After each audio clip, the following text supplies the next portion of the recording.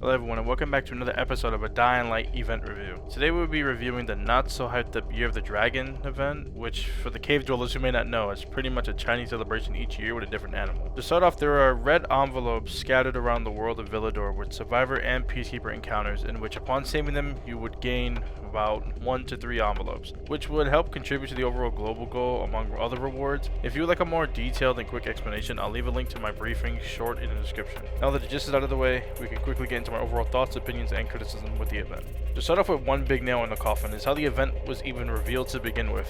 Dialing back a few days was around the weekend beforehand. It's February 4th, which landed on a Sunday, so obviously no one's really working unless it's a hotfix being pushed. The community for the most part is growing impatient, hungry for an update. Theories on the surprise releases are floating around, high levels of copium, entitlement, you know, the usual loud minority of any video game community, so it's not really anything new. And then a trailer tweet drops 4 days later about an event, no hype, no teasers, nothing. Then as you may guess, the community was not so happy about it, which I now sort of fall into just after a few days of playing it. With each day of the event bringing a new blessing like the metal dragon, wood dragon, water dragon, fire dragon, and the earth dragon, the entire event just felt like a bonus on a specific day and not really changing the overall game world to no large capacity. In my game, bandits seemed to fight alongside renegades, which I thought was a nice lore touch considering bandits only care for their gains, so wherever or whoever has the money, they would of course take them up on that offer. And another change I saw was that renegade encounters overall also seemed to have way more enemies, which spiced up the challenge, which I actually personally liked. But overall, the event didn't add or do anything new. It just felt like a quick getaway in order to give developers more time,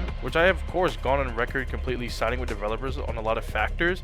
But when a surprise event just drops on our laps and it is completely beyond boring, it does not really distill much motivation to even play. Now to the small defense, they have gone on record stating in 2024 they will learn a lot from last year and try to see what works and what does not, while also putting quality over quantity. So this event was bound to happen considering things like these are planned out way before any player knows. But besides that, it was very poor marketing, and with any game awaiting an update, the longer the player base goes without any news knowing something big was supposed to come, it pretty much just trades off into a huge letdown of disappointment.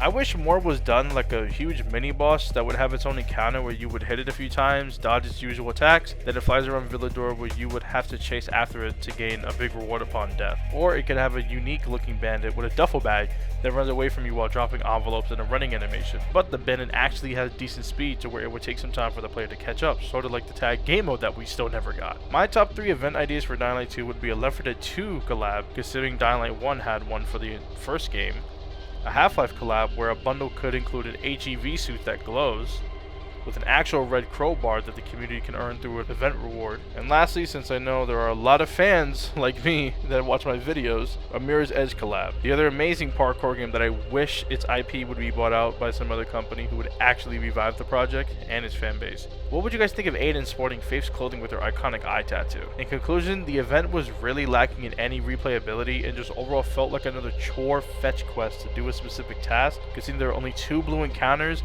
and we have not had any unique encounters since chapter 2 update. So overall, I'm giving this a 4 out of 10 since we have for sure played worse events, so it's not really at the bottom of the barrel for now. But what do you guys think of my review? Was I too harsh? Was I too nice? Do you have any event or collab ideas I have not listed or would like to add on to? If you enjoyed what you watched, leaving a like and subscribing would greatly help, as my goal is to hit 1,000 subscribers one day. And as always, good night and good luck.